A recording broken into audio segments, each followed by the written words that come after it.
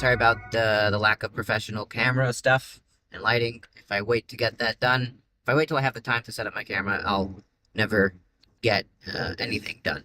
So, if I understand the question correctly, there are a lot of ideas, especially in the addiction world, and I think you're referring to someone specifically, but they're developed and researched and written about by people who some of them, not only believe that Yidden don't have a right to live in Eretz Yisrael, but they have no right to protect it when they're attacked.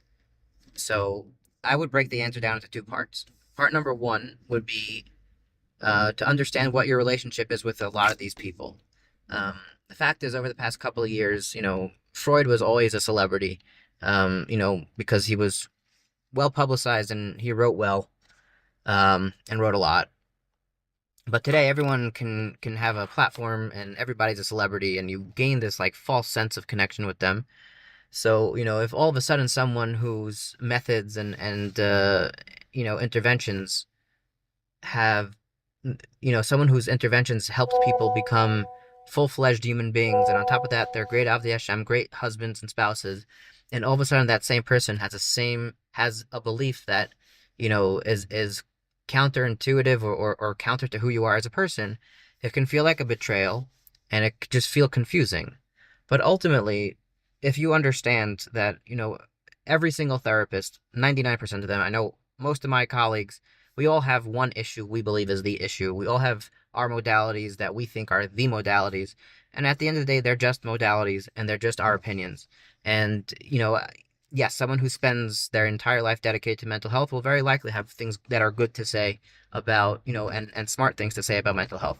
But when it comes to world issues, and, when you're bought into a philosophy that it's impossible for someone who's more privileged to be attacked, and which is technically true a lot of times, in the mental health sphere, if you have a couple who's having a very hard time, then the burden is on someone who has greater emotional capacity to step up sometimes. That's true.